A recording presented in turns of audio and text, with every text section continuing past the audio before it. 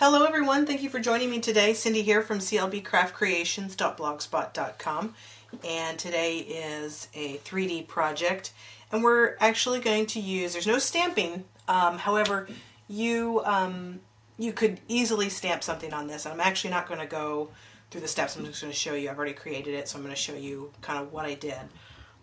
This is the Curvy Keepsake Thinlit, and I used Sweet Taffy, the Designer Series paper, Sweet Taffy, from our annual catalog. And I die cut the Curvy Keepsake with that paper. And then I used the coordinating colors. So this is Tempting Turquoise, Rich Razzleberry, Melon Mambo, and Daffodil Delight.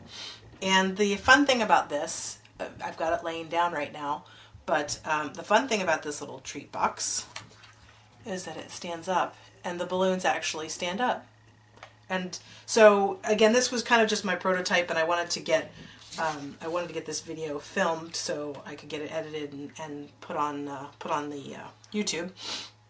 So I don't have time, unfortunately, to redo this and then stamp. But what I thought would be really cute is if you actually typed or stamped "Happy Birthday" on here. You could actually even, if you're doing these as birthday favors, which is what I'm actually planning to do now that I've done this for my son in the spring. I will go ahead and take my cardstock and I will run it through my printer and have it put his name on it, and then I can stamp the happy above it and then run it through my die cut with the balloon framelits, which I used. I also used those earlier this week on another project, but I used the balloon die cut. And then you can use the Celebrate Today stamp set to stamp anything. You could just put Celebrate. If you just wanted to make them very generic, just do Celebrate, or you can decorate them any way you want. I'm just really excited about it because I was able to get them to stand up, and that's, I mean, you really can't see that obviously as well, but think about walking into a room and having all of those set out for your party guests. And it doesn't have to be for kids. It could be any occasion that you want to celebrate. So what I did is I cut the box out in with the Curvy Keepsake, and then I die cut the balloons, and I did 2 of each because I wanted to back them so that you couldn't see the way that I had connected them. And then I used floral wire. It's very, very thin. It's 24 gauge, but it's strong enough that it stands up. You probably can't even see that. It stands up. So the cardstock is not too heavy for it, and it'll stand up with it. And what I did is I just used glue dots to, so I used fast fuse on the actual die cut, attached the wire to the back, and here I'll show you.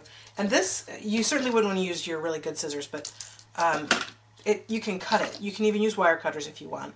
But what I did is I used a strip of fast fuse, and then I attached it right there where the little balloon lip comes, and then I put more fast fuse on top and then layered the top piece on top. And so then you get the wire that comes out from the base, and then it looks nice from both sides. So then what I did is I just attached the balloons all together, and then I stuck them in through the opening of the Curvy Keepsake, and then used glue dots to secure that closed, and it helps keep them in place. And I don't actually have any candy or treats or anything in here, so the box is a little on the flimsier side, but you know, it would certainly hold up with candy in it as well, a lot easier. But I just thought that this was so fun. And again, if you'd stamped any of the sentiments from the Celebrate Today stamp set, you know, Celebrate is fun. Happy Birthday. You could do the happy if you wanted to do the balloon and then cut it out. If you wanted to do just Whisper White, you could coordinate it that way as well. Again, I wanted a little thicker just because I wanted them to stand up a little bit. I wanted the paper to be sturdy. And with the Whisper White, you can see, because it's a little thinner, you can see where the wire kind of, it makes an indent from the wire because it's much thinner.